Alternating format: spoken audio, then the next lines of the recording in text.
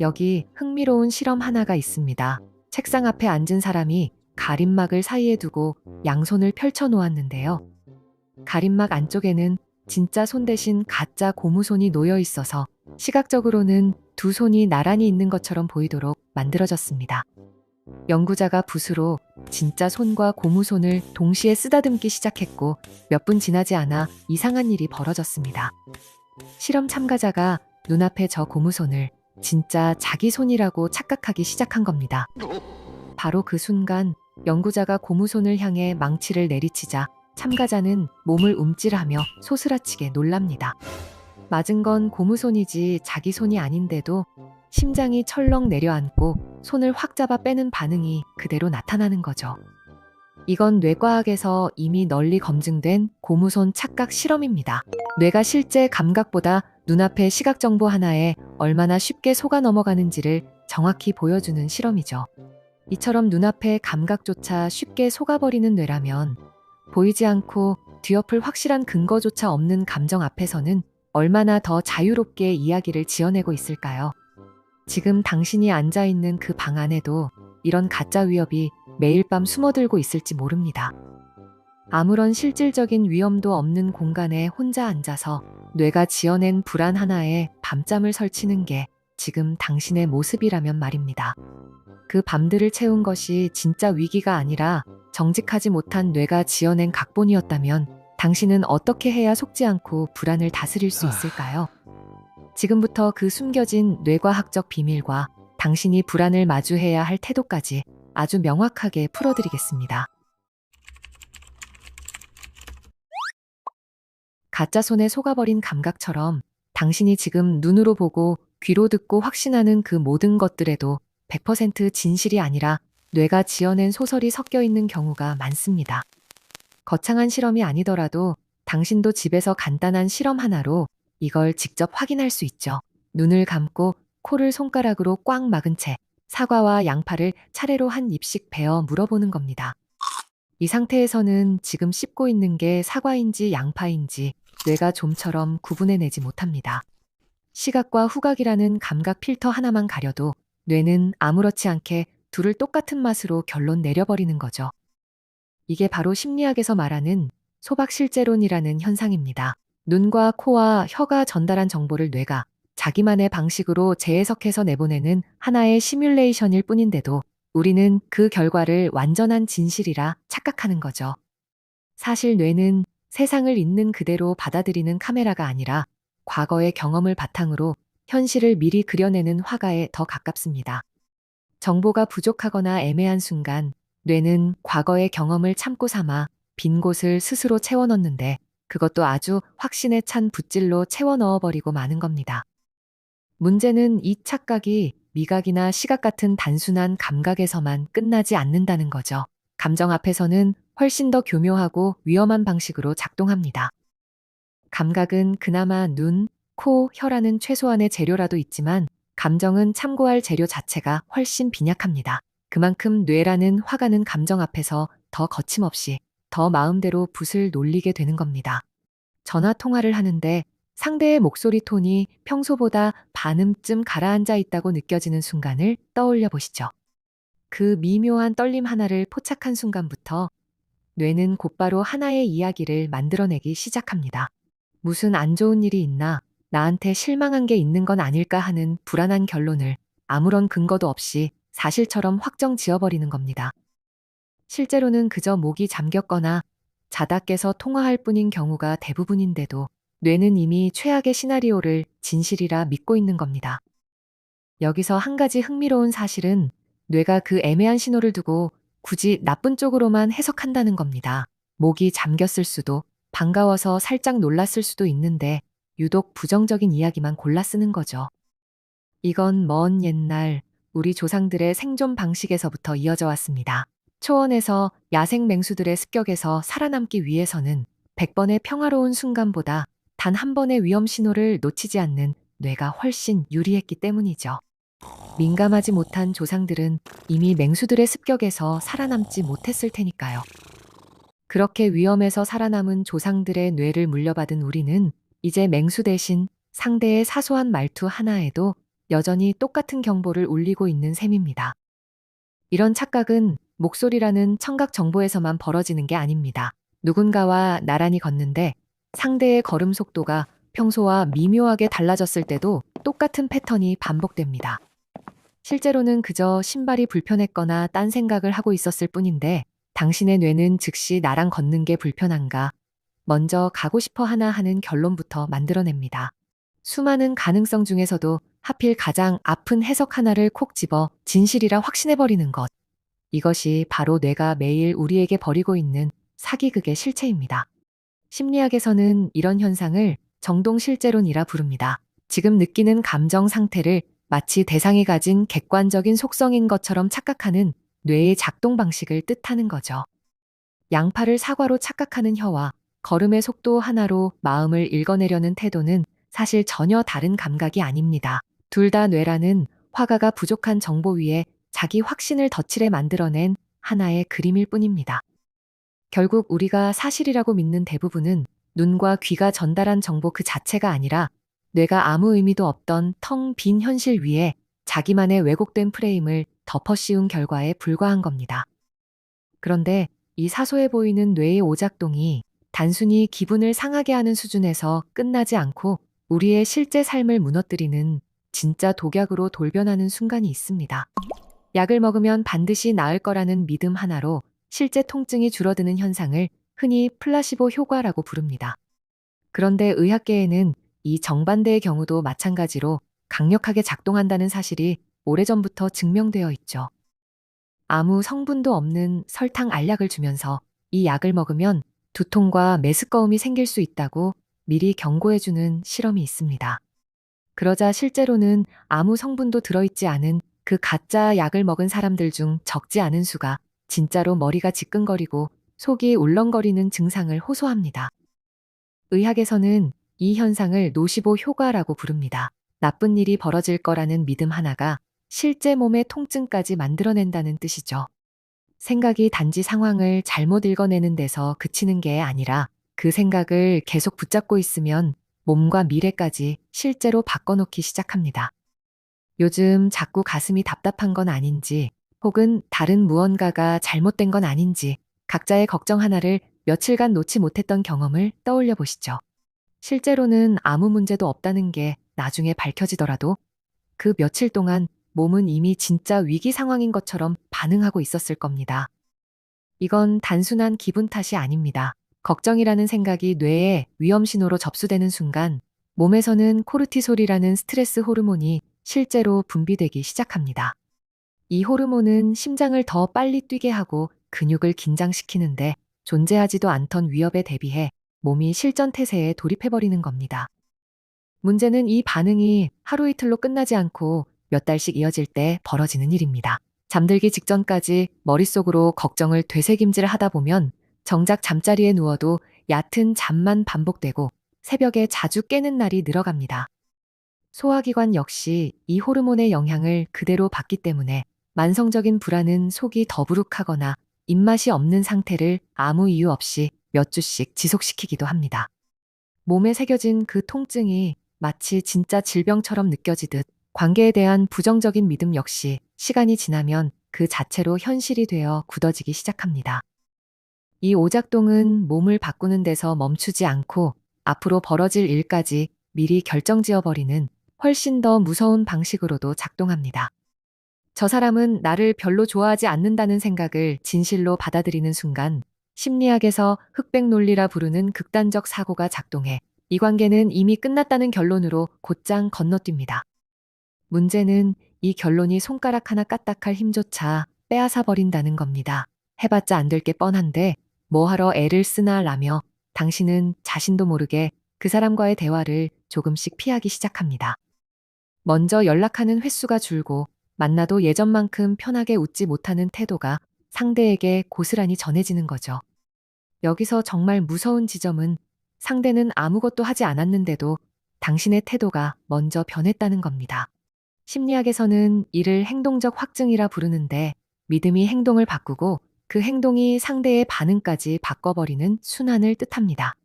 결국 상대도 서서히 거리를 두게 되고 관계가 정말로 서먹해지고 나면 당신은 거봐, 내 생각이 맞았잖아 하며 스스로의 착각에 확신의 도장을 찍어버립니다. 이런 순환은 관계에서만 벌어지는 게 아닙니다. 조직 개편 소식에 내 자리가 위태롭다는 생각 하나를 진실로 받아들이는 순간에도 똑같은 침묵과 위축이 스스로를 향해 걸어 들어옵니다. 머릿속에만 있던 생각 하나가 몸의 통증으로, 그리고 실제로 벌어질 미래의 모습으로까지 완성되어 버리는 셈입니다. 가짜 약이 진짜 두통을 만들고 가짜 걱정이 진짜 관계와 자리를 무너뜨린다면 이건 단순한 기분 문제가 아니라 삶 전체를 조종하는 실질적인 힘이라는 뜻입니다. 그렇다면 이렇게까지 집요하게 우리를 무너뜨리는 이 감정을 대체 어떻게 받아들여야 하는 걸까요? 참으로 신기하게도 우리를 그토록 괴롭혀온 그 감정 이면에는 지금까지 전혀 예상치 못했던 뜻밖의 진실이 숨어 있습니다. 당신을 이토록 괴롭혀온 불안이라면 차라리 완전히 없애버리는 게 답이 아니냐는 생각이 드는 건 너무나 자연스러운 반응입니다. 만약 불안으로 밤마다 뒤척이는 당신 앞에 이 괴로운 감정만을 깔끔하게 지워주는 마법의 버튼이 놓여 있다면 어떨까요? 아마 대부분의 사람들은 조금의 망설임도 없이 그 버튼을 꾹 눌러버릴 겁니다. 하지만 그 버튼을 눌러 불안이 거짓말처럼 사라지는 순간 우리 삶에는 당장의 편안함보다 훨씬 더 참혹한 비극이 시작된다는 사실을 알고 계십니까? 여기 정년퇴직을 앞두고 불확실한 노후 때문에 밤마다 잠을 이루지 못하던 한 중년 가장이 있습니다. 그는 온종일 통장 잔고와 대출금을 몇 번이고 계산해보고 밤에는 곁에서 곤히 자는 아내의 숨소리를 들으며 홀로 천장만 바라보던 고뇌 속에서 괴로운 날들을 견뎌왔죠. 이때 이 남자 앞에 불안을 없애주는 버튼이 등장합니다. 그는 망설일 필요가 없었습니다. 계속해서 불안을 마주하는 게 너무 큰 고통이었기 때문에 하루라도 빨리 떨쳐내고 싶었던 겁니다. 그가 버튼을 누르자 노후에 대한 불안이 순식간에 사라지고 가슴을 죄어오던 두려움도 씻은 듯 사라졌습니다. 마음이 편해지자 잠도 잘 자고 평온한 나날들이 이어졌습니다. 하지만 그 편안함의 대가는 처참했습니다. 위기의식을 완전히 잃어버린 그는 이제 계산기를 두드리는 대신 어떻게든 되겠지 하며 손을 툭 놓아버리게 돼버린 거죠. 불안이 사라진 순간 재취업을 향한 열정도 지출을 줄이려는 노력도 슬그머니 뒷전으로 밀려나고 결국 아무런 준비도 없이 텅 빈 노후라는 진짜 비극과 맞닥뜨리게 되는 겁니다. 그가 밤잠을 설치며 통장을 확인했던 진짜 이유는 남은 삶을 함께할 아내를 궁핍하게 만들고 싶지 않다는 마음 때문이었는데도 말입니다. 이처럼 불안을 완전한 제로의 상태로 만드는 것이 완벽한 해답은 아닐지 모릅니다. 오히려 우리가 먼저 들여다봐야 할 것은 그 불안이 대체 어디서부터 뻗어나왔는가 하는 원초적인 뿌리입니다. 그런데 이 남자의 불안의 뿌리는 비단 아내를 향한 미안함과 걱정 하나만은 아니었습니다. 그 뿌리는 평생 가장이라는 이름으로 버텨온 자기 자신을 향해서도 똑같이 뻗어 있었습니다. 이제 나는 세상에 필요한 사람이 아닌 걸까? 내가 지금까지 걸어온 시간은 대체 무엇이었을까 하는 생각들 말이죠. 이건 나라는 존재의 의미 자체가 흔들리는 훨씬 더 깊은 두려움입니다. 심리학에서는 이 감정을 실존적 불안이라 부릅니다. 아내를 향한 걱정이든 자기 자신을 향한 이 서늘한 허무함이든 두 감정이 밤마다 이 남자의 잠을 몰아냈던 이유는 결국 하나로 모입니다. 뇌가 이토록 요란하게 경보음을 울려댄 것은 당신 안에 결코 포기할 수 없는 소중한 가치들이 여전히 살아있었기 때문입니다. 내가 정말 아무렇게나 여기는 대상 앞에서는 뇌는 애초에 불안이라는 감정 자체를 만들어내지 않습니다. 심리학에서는 이렇게 불안의 존재 자체가 오히려 그 대상의 소중함을 증명해준다는 뜻에서 이 현상을 핵심 가치의 반증이라 부릅니다. 아내의 노후를 염려하던 마음도 여전히 가치 있는 존재로 기억되고 싶었던 마음도 결국 내 삶과 내 사람들을 진심으로 사랑했다는 같은 뿌리에서 자라난 신호였던 겁니다. 지나온 시간을 돌아봐도 아무런 감흥이 없고 앞으로 남은 삶에도 아무런 기대나 아쉬움조차 느끼지 않는 사람이 있다면 어떨까요? 그런 사람에게는 흔들림도 없겠지만 동시에 더 나은 내일을 만들어갈 어떤 의욕도 삶을 진심으로 살아내려는 열망도 존재하지 않을 겁니다. 결국 뇌가 당신을 잠 못 들게 만들었던 건 뇌가 나쁜 사기꾼이어서가 아니라 삶을 지켜내려는 당신의 진심이 너무나 거대했기에 생존 경보기가 과열되어 폭주하고 있었을 뿐입니다. 그동안 스스로를 유별나게 예민하고 나약한 사람이라 자책해왔다면 이제 그 예민함의 정체를 똑바로 바라볼 차례입니다. 당신은 못나거나 고장난 것이 아니라 남들보다 유난히 소중히 지키고 싶은 게 많았기에 조금 더 자주, 조금 더 깊게 흔들렸던 것 뿐이니까요. 물론 이 감정의 부피가 일상을 짓눌러 숨조차 쉬기 어렵다면 그건 혼자 견딜 문제가 아니라 전문가의 손을 잡아야 하는 영역이라는 점도 분명히 말씀드립니다. 하지만 우리가 매일 느끼는 일상적인 불안이라면 그건 삶에서 지워내야 할 결함이 아니라 내 마음이 어디를 향하고 있는지 알려주는 이정표에 가깝습니다. 나를 괴롭히던 그 묵직한 통증이 사실은 내 삶과 가족을 향한 깊은 애정이 뒤집힌 얼굴이었다는 걸 깨닫는 순간 감정을 미워하고 부정하던 마음도 비로소 부드럽게 허물어지기 시작합니다. 우리가 진짜로 다스려야 할 것은 삶을 지키려 했던 내 안의 진심이 아니라 뇌가 그 진심을 빌미로 필요 이상으로 부풀려 놓은 가짜 고통의 부피였던 겁니다. 이제 불안이 완전히 사라지길 바라는 대신 내 안의 진심은 고이 지켜내면서 과열된 불안의 볼륨만 지혜롭게 줄여나가는 진짜 방법을 배워야 할 때입니다. 그 방법을 찾기 위해 먼저 우리가 오랫동안 잘못 알고 있던 순서 하나부터 바로잡아야 합니다. 마음이 편안해져야 비로소 행동할 수 있다고 믿어온 것과 달리 실제로는 그 순서가 완전히 거꾸로 되어 있습니다. 편안해진 다음에 행동하는 게 아니라 작게라도 행동을 해야 비로소 마음이 편안해지는 것이 뇌가 실제로 작동하는 방식이거든요. 지상 최강의 심리치료라 불리는 인지행동치료에서는 이 순서를 되돌리기 위한 구체적인 방법 두 가지를 제안합니다. 첫 번째는 감정을 완전히 없애는 버튼이 아니라 강도만 살짝 줄이는 다이얼을 돌리는 연습입니다. 저 사람이 날 싫어하나 하는 생각이 스멀스멀 올라올 때 그 생각과 한 몸이 되어 함께 휩쓸려가는 대신 한 발짝 물러나 바라보는 겁니다. 내가 지금 저 사람이 날 싫어할 거라는 생각을 하고 있구나 하고 속으로 조용히 되뇌어보는 순간 생각과 나 사이에 작은 틈이 벌어지는데 심리학에서는 이렇게 생각을 사실이 아니라 그저 뇌가 지나가며 띄운 팝업 창처럼 관찰하는 훈련을 탈용합이라 부릅니다. 라디오에서 흘러나오는 소음을 끄는 게 아니라 볼륨 다이얼만 스르륵 낮추듯 생각을 관찰하는 것만으로도 다이얼의 볼륨은 신기하게 스스로 낮아지기 시작합니다. 여기서 재미있는 사실은 이 관찰이 단순한 마인드 컨트롤이 아니라 실제 뇌 안에서 벌어지는 물리적인 변화라는 겁니다. 생각과 거리를 두는 순간 감정을 증폭시키던 편도체의 활동은 잦아들고 이성적 판단을 담당하는 전두엽이 다시 주도권을 잡기 시작합니다. 다이얼을 낮추는 것만으로 생각이 완전히 사라지지는 않지만 적어도 그 생각에 끌려다니지 않을 최소한의 힘은 되찾게 되는 셈입니다. 두 번째는 거대한 인생의 톱니바퀴에 손톱만큼 작은 톱니 하나를 슬쩍 끼워 넣는 겁니다.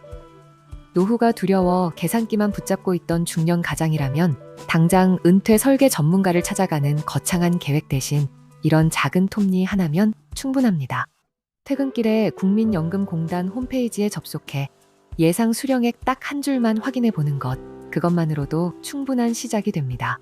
이 작은 톱니는 혼자 감당하던 걱정뿐 아니라 누군가와의 관계에서 굳어버린 침묵을 깨는데도 똑같은 힘을 발휘합니다. 저 사람이 나를 별로 안 좋아한다는 생각에 연락을 자꾸 피하게 되었던 사람이 있다면 가슴이 쿵쾅거려도 오랜만에 짧은 안부 인사 하나를 먼저 건네보는 겁니다. 오랜만이야, 잘 지내? 라는 짧은 말에 돌아온 반갑고 평범한 답장 하나가 뇌가 며칠 동안 붙잡고 있던 최악의 시나리오를 완전한 착각으로 만들어버리는 순간입니다. 행동심리학에서는 생각이 바뀌길 기다리는 대신 이렇게 작은 행동 하나를 먼저 현실에 심어넣는 방법을 행동 활성화라 부릅니다. 물론 매번 이렇게 깔끔한 결과만 따라오는 건 아닙니다. 용기 내어 다가갔는데 정말로 상대가 서운해하고 있었다는 걸 확인하게 되는 순간도 분명 있을 겁니다. 그런데 이건 역시 실패가 아니라 오히려 다행스러운 결과입니다. 막연한 불안 속에서 몇 날 며칠을 뒤척이는 것보다 정확한 원인을 알고 나면 대화로 풀거나 사과할 방법을 곧바로 찾을 수 있기 때문입니다. 행동은 언제나 둘 중 하나의 선물을 줍니다. 걱정이 틀렸다는 안도감이거나 걱정이 맞았다는 확실한 다음 계획이거나 어느 쪽이든 머릿속에서 무한히 맴돌던 불안보다는 훨씬 나은 자리에 서게 되는 겁니다. 거대한 바위를 뚫어내는 것은 강력한 한 방이 아니라 매일 같은 자리에 떨어지는 작은 낙숫물 하나라는 사실을 기억해야 합니다. 다이얼을 낮추고 톱니 하나를 끼우는 이 사소한 습관이 쌓이고 쌓이면 뇌가 만들어낸 가짜 공포에 휘둘리던 삶은 서서히 당신의 것으로 되돌아오게 됩니다. 오늘 우리가 함께 확인한 진실은 아주 명확합니다. 수십 년간 당신의 가슴을 죄어오던 그 무거운 불안의 상당수는 눈앞의 고무손을 보고 소스라치게 놀라던 실험처럼 뇌가 만들어낸 각본에 불과했습니다. 감각이든 감정이든 뇌라는 화가는 부족한 정보 위에 언제나 확신에 찬 붓질로 자기만의 그림을 그려놓고 있었던 겁니다. 그 착각은 가짜 약이 진짜 두통을 만들어내듯 우리의 몸과 관계, 그리고 미래의 모습까지 실제로 바꿔놓을 만큼 강력했습니다. 하지만 그 불안의 이면에는 내 삶과 내가 지키고 싶은 것들을 어떻게든 붙들어두려 했던 당신만의 거룩한 책임감과 애정이 단단하게 자리 잡고 있었습니다. 그러니 나를 괴롭히던 그 감정을 더 이상 미워하거나 무작정 없애려 애쓰지 않으셔도 괜찮습니다. 이제 남은 건 단 하나, 생각을 억지로 바꾸려 애쓰는 대신 현실 속에서 아주 작은 행동 하나를 오늘 당장 심어넣는 일뿐입니다. 불안이 밀려올 때 한 발짝 물러서서 생각 다이얼을 스르륵 낮추고 예상 수령액을 확인하거나 오랜만에 안부 인사를 먼저 건네보는 작은 톱니 하나를 현실에 끼워 넣으십시오. 그 사소한 낙숫물 같은 움직임 하나가 뇌의 오래된 오답을 깨부수고 가짜 공포에 끌려다니던 당신의 삶을 진짜 주인의 자리로 되돌려 놓을 겁니다. 더 이상 뇌가 지어낸 소설에 휘둘리지 않고 당신 안에 그 소중한 진심만은 고이 지켜내며 살아가시길 바랍니다. 오늘 이야기가 마음에 와닿으셨다면 지금 화면에 뜨는 다른 영상도 이어서 봐주시기 바랍니다. 매일매일 더 단단하게 성장하는 당신을 진심으로 응원합니다. 영상 끝까지 봐주셔서 감사합니다.